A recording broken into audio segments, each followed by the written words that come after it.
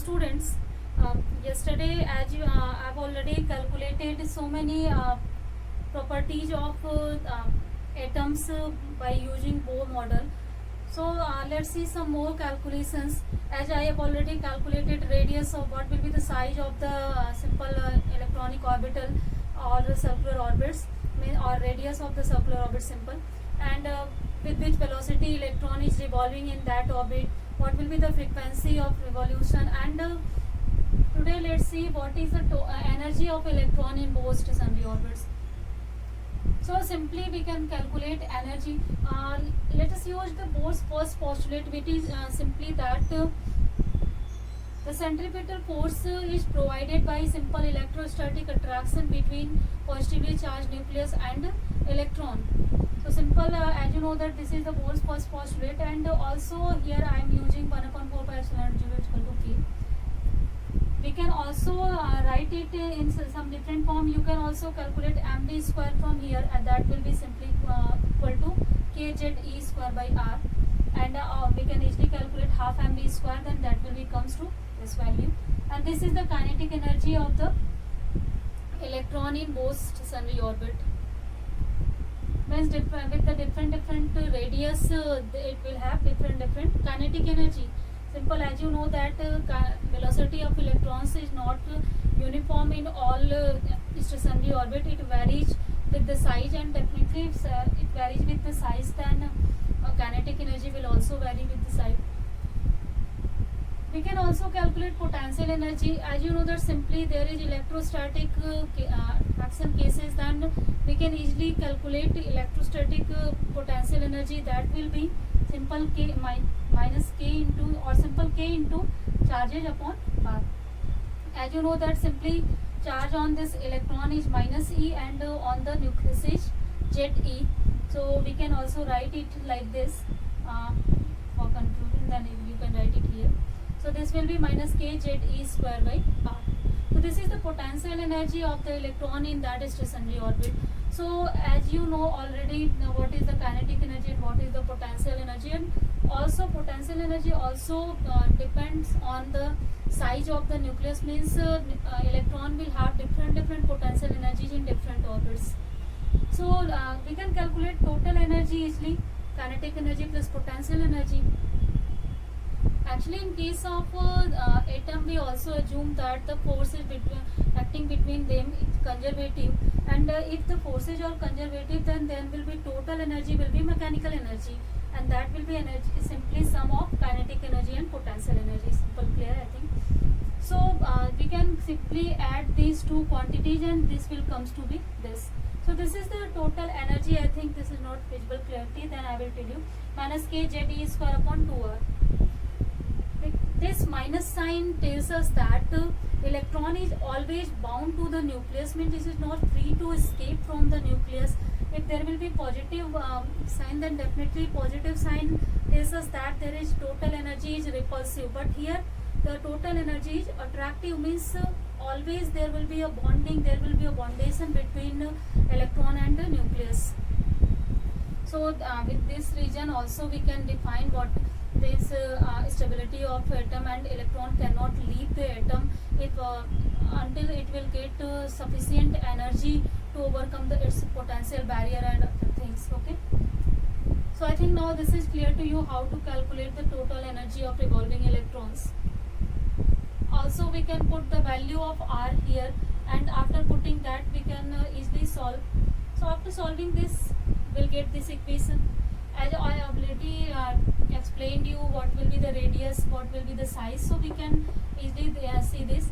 And from here this it is very clear that E is directly proportional to Z square, and E is inversely proportional to N square, and also Z equal to if you want to calculate it for hydrogen atom, then it will comes to be minus 13.6 upon N square, means after putting the value of here 1 it electron volt. So we can easily calculate with the help of N what will be the energy of different orbits in case of hydrogen atom. So I think this is clear to you. Simple, means we got simply E directly proportional to Z square and E inversely proportional to N square. Means higher atoms will have more energy than the atoms which have lower atomic number. Means normally if we will go in periods or in groups, definitely there will be increase in energy takes place. Means different atoms will have different energy, and it will also increase in period as well as in groups. Okay. Or also, as you know that it is inversely proportional to N square. Means as the size of the atom will increase, then energy of electron revolving in the outermost cell will have less energy. Means least energy it will have, and the electron revolving near the nucleus, which is very the most close to the nucleus, will have maximum energy position. Means energy of total energy of electron in orbits is decreasing when we go outside to the outward direction from the nucleus. Means simple innermost orbit will have more energy than the outermost orbits electrons. So that's why it is very easy to remove any electron from the outermost cell in comparison to inner cell. As inner cell have greater energy, so that's why we will need more energy to overcome the potential barrier for them. So that's why outermost it is easy to remove the outermost cell for the conduction and for other process. So simply, as you have already seen that in conduction or in chemical reaction or any other places in optical reactions, the valence electron takes part in the reaction. So as the valence electron have the least energy, so after adding very few energy with so many processes are there, thermionic process means heat through the application of heat energy, light energy, or simply collision, and from so many processes we can make the escape of that electron easily. So region can be simply verified from here. From the Bohr model, we can easily tells us that why it is possible to simply remove the electron from the outermost cell in comparison to innermost cell. Based on this process, we can also even explain the concept of enthalpy and ionization potential of the electron, as you know the dependency of total energy on the factor of size. And as you already know that for innermost cell it will be maximum, and for outermost cell it will be minimum. So with the help of this factor we can easily explain that factor. So I think now this is clear to you what is total energy, and also in case of hydrogen I have calculated the energy, and that is minus 13.6 N square electron volt. Means for different values of N, there will be different energy, and you can easily find out in which ratio this energy is occurring. So simply for the, actually not for only hydrogen atom, you can also calculate it for every atom. Only we have to put the value of Z here. You can also calculate it. Okay. So now let's see origin of spectral lines. Means how can we define, how can we explain what will be the wavelength or frequency of light emitted when any electron makes transition from higher to lower state.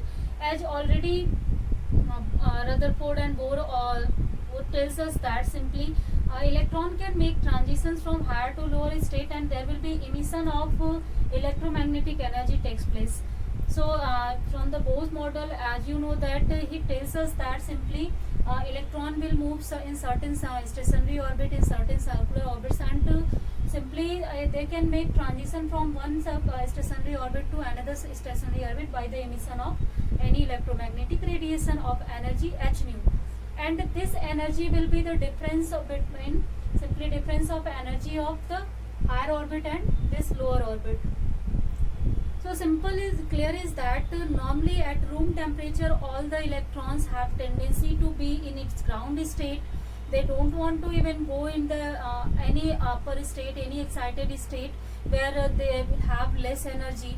they also want to be in the higher energy states, means in inner states, because their stability of them is greater, their force of attraction with the nucleus is greater. So due to all these factors, atoms always want to be in the stable condition or normal condition, or is in simple way you can say it, they want to be in the ground state. So normal at room temperature they will not go to any excited state, and there will be no transition or any emission of electromagnetic waves you can observe.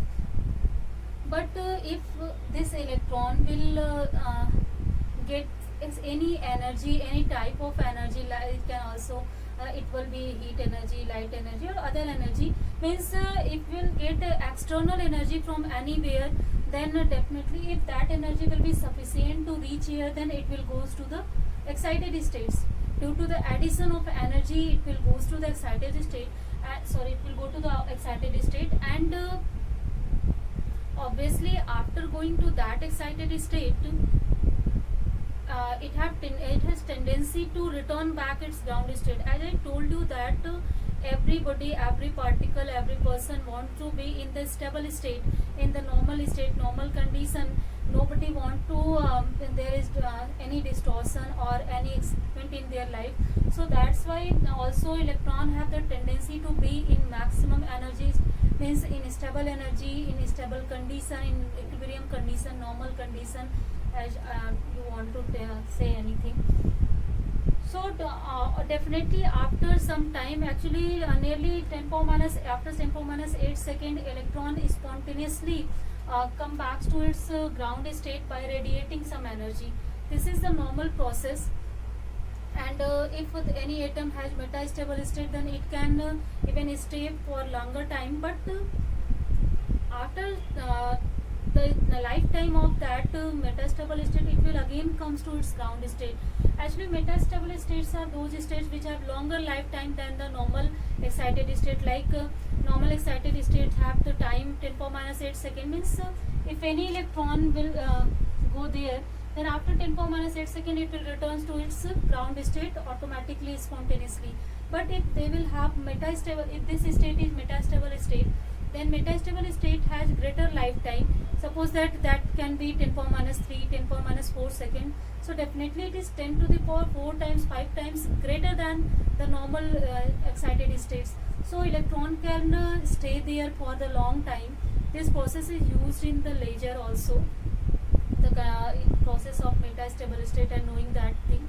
So firstly I just want to tell you, after that time, at least after 10 power minus 3 second, electron will definitely return to its ground state or normal state by emitting this electromagnetic radiation.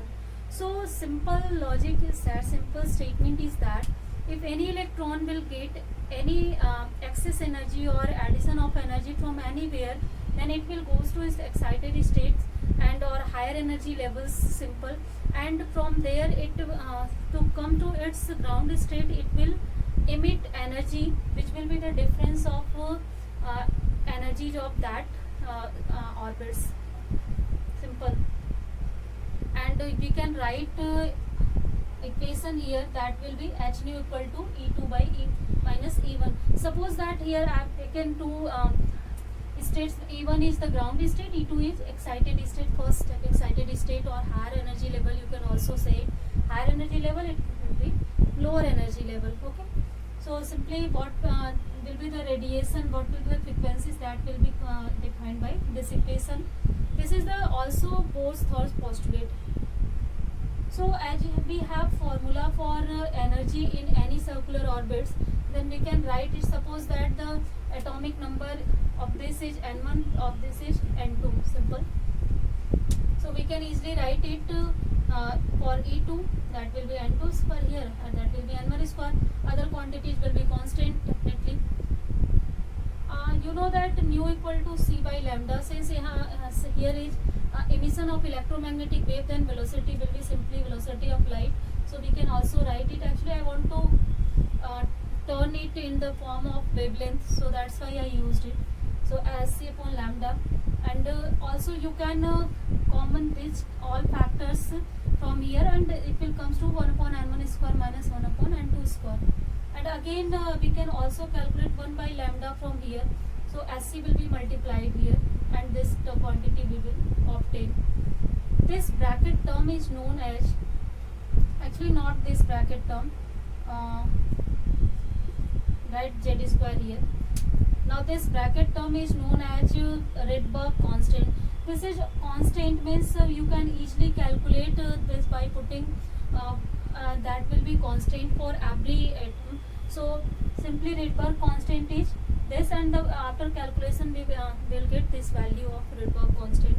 So we can also write 1 upon lambda equal to this. So this is the wavelength of light emitted when any electron makes transition from higher to lower energy states. So this is simple. The explanation of spectra of or spectral lines means which wavelength will be emitted when electrons make transitions from excited state to ground state, or for other excited state to lower excited states, and what will be the wavelength, what will be the frequency of emission of electromagnetic wave. We can easily calculate it from here. And also I've already used this equation in the case of hydrogen atom, spectrum of hydrogen atom I already tube. So you can also see that here with the help of this equation we can easily calculate, we can easily tell what will be the wavelength for the hydrogen atom or any other atom. So simply for hydrogen atom this condition will be, let's see that. Later I will tell you how Bohr explained the spectra of hydrogen atom. So for hydrogen atom simply Z will be 1. So condition will be 1 by lambda equal to R, 1 upon N1 square minus 1 upon N2 square. Means if there will be different values of N1 and N2, then we will get different wavelengths here, and we will get different lights, and if we will arrange them in increasing or decreasing order of wavelength or frequency, there will be a spectrum is obtained for any atom. So this is for hydrogen atom, and for hydrogen atom you have to only fix this quantity, and other, suppose that N1 equal to 1 and this is higher energy level, N2 can have value 2, 3, 4 and so on. So means from these higher states electron can make transition from this lower state. So what will be the wavelength in this conditioner and in which region it will lie? So simply this is the case of Lyman series, and it will lie in visible region. Means spectra of hydrogen atom can easily explained by the Bohr theory. Means from this theory it is clear that wavelength or frequency will have a discrete value. Means it will not be continuous spectrum is observed in the case of atom. In case of atom there will be discrete spectrum. As a definite frequency or definite wavelength we will obtain, not continuous wavelength or continuous frequency obtained in case of atomic spectrum. Clear, I think. Means origin of spectral series, origin of spectral lines or spectra is clearly explained by the postulates of Bohr model. Means Bohr was successful to explain the origin of spectra, which were Rutherford and Thomson were unable to explain that. So now I think this is clear to you how to explain this, that energy will be simple, spectra will be discrete, not continuous, because as you know that here value of this is fixed. For fixed value we will get some fixed value of wavelength or frequency. So definitely for the fixed value it will be discrete value. So we will get discrete spectra, not the continuous spectra. So I think all this concept is clear to you. Now see that let's see how Bohr explained spectral series for hydrogen atom and other atoms like hydrogen. Means for alkali atom I will tell you also what will be the spectral series, since in all these atoms there is only one valence electron in the outermost orbit. So if that valence electron will get any excess energy from or any energy from the outside, then it will goes to the higher state, and definitely after going to higher state it will again returns to its ground state and there will be emission of electromagnetic wave takes place. So definitely there will be some frequency or wavelength obtained, and if you will arrange, then you will get emission spectra for that. So for the emission spectra, for emission case, let's see how he explained hydrogen spectrum. So let's see that. Now let's see more explanation of spectral series of hydrogen atom. As I told you, as you know that this is the condition, this is obtained for the spectral series, and according to this we can get easily what will be the wavelength of emitted light in the case of hydrogen atom, and when it any electron makes transition from excited to ground state or simple any higher level to lower energy level, this equation will be useful for that. So let's see for first spectral series for Lyman series. As you know that for Lyman series, N1 is means the ground state is for that is lower energy level is N is 1, simple. N equal to 1 is the lower energy level, and higher energy levels can be definitely 2, 3, 4 and 5, any one. From these energy levels, electron can make transitions here, and there will be the different frequency or wavelength we will obtain, and if we will arrange them, then series of that spectrum is known as Lyman series. Definitely if it will make transition from 2 to 1, then we will get different wavelength. From 3 to 1, if we will get different wavelength.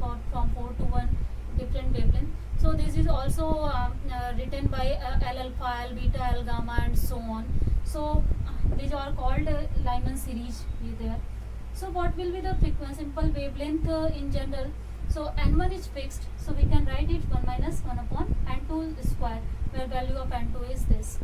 Here we can also calculate maximum and minimum wavelength. Maximum wavelength will be obtained for the case of N2 equal to 2. Simple. Maximum wavelength will be for N2 equal to 2. You can calculate it easily. So put this equation here, put the value of R, and we can calculate easily. Lambda maximum will be obtained, that will be 12 angstrom. And also we can calculate lambda minimum, that will be definitely for, you can take here N2 equal to infinite. Suppose that it goes to infinite, and from that infinite electron is making transition to this N equal to 1. So in this condition you can also solve it, and we will get 912 angstrom. This is the frequency of violet color actually. It means that the minimum frequency, this is the in simple way limit of the region of Lyman's wavelength, Lyman series, and this is frequency, not frequency, this is wavelength for the violet color, and this is wavelength for the ultraviolet region. Actually ultraviolet light means this wavelength lies in the ultraviolet region, and this is extreme case, extreme point, and from here we will get Balmer series. I will tell you later, but I think first thing is that from this to this, the region from lambda maximum to lambda minimum, or simple, we will get a series of this, and that series will lie in simply minimum is that, then definitely all the values will lie between this, and for these wavelengths if we will obtain the light in case of or simple the electromagnetic wave in case of ultraviolet radiation, means these wavelength lies in the region of ultraviolet. So Lyman series is obtained in ultraviolet region. After this is extreme case. After this we will get visible light for the Balmer series. So let's see that later. But I think now Lyman series is clear to you. Simple. How can we calculate the wavelength of different maximum or minimum, simple extreme cases, and also for the different wavelengths which will be lying between. Now let's see the case for Balmer series. Then what will be the wavelength we will obtain when the spectral series line in Balmer series. So for Balmer series, N1 is 2 and N2 is 3, 4, 5, 6 and so on. Means lower energy level for the transition of electron is N equal to 2, and higher energy level can be 3, 4, 5, 6 and so on to infinite. And it means that if electron will make transition from higher energy levels to n equal to 2 means at this energy level, then we will get the series for Balmer spectral lines. And definitely it will, if it will go to n equal to 1, then we will get series of lines for Lyman series. So in case of Balmer, it have come to the n equal to 2. So for this fixed quantity, we can easily tell at that what will be the wavelength of Balmer lines, Balmer series, then that will comes to be from this equation. By putting the value of n2, different n2, we can easily get the wavelength here. So if you want to calculate again what is the lambda maximum in this case, then we have to write here n2 equal to 3. For this value, it will the max will get the maximum wavelength, and that will comes to this after calculation. This is also lies in the range of visible light, you know that already. And for n2 equal to infinite means for extreme case, as you know that here we will get the minimum wavelength. So what will be the minimum wavelength in case of Balmer series? That will comes to this. Means these two wavelengths are likely in the region of visible light, as you know that the range of visible light, and you can easily know what will be the region there. So simple, I think now it's clear to use simply. Balmer series will lie in the visible region. So for the different wavelengths, we can easily tell it that simply in which region that series will lie. And definitely you have already studied that there is B alpha, B beta, B gamma series. Means for different wavelengths we are talking. If it will be make transition from n equal to 3 to n equal to 2, we will get different wavelength. From n equal to 4 to 2, we will get some different wavelength. So we assign this name, the name L alpha, L beta, L gamma, B beta, B alpha, B beta, B gamma for that. Okay. So these are the that's why we will get a series of wavelength or series of frequency, that is called Balmer series, and this lie in the region of visible light region. So I think now this is clear, and next 3 cases I will tell you tomorrow, and I will explain you that tomorrow. So I think in this section you have no problem. Simply from Bohr model, we can easily explain the spectra of hydrogen atom and hydrogen like atoms. We can easily tell their spectra by using the Bohr's model. So later I will tell you again for different other series like partial bracket cone series, how can we calculate their region, that they will fall in infrared region or near infrared, far infrared. So how will we get that? We will get that in also in same manner. Now let's see the case for Paschen series. As you know that in the Paschen series of spectral lines, the lower energy level is n equal to 3. Means the electron makes transition from these higher energy levels 4, 5, 6, 7 from the lower energy level n equal to 3. There this level will be fixed. So for n equal to 1 we get Lyman series, for n equal to 2 we get Balmer series, and for n equal to 3 we will get series for Paschen spectral lines. Okay, and from this equation we can easily calculate what will be the, sorry not Balmer, this will be the Paschen. So what will be the spectral wavelength or wavelength of the spectrum for the Paschen series, that will comes to this. Again we can also calculate what will be the maximum wavelength or minimum wavelength obtained in this case. So for the maximum, again for the maximum case we have to put here n equal to 4. For that case we will get maximum wavelength, that will comes to be this value, and for minimum n2 equal to infinite. So we can, after solving this, we will get this value, and this range lies in the case of in near infrared region. So this is the wavelength of near infrared region. As infrared region is very long region, so we divide it into 3 parts: near infrared, infrared and far infrared. So these wavelengths lies in the region of near infrared. So that's why we can easily say that the spectral series of Paschen lies in the range of near infrared region.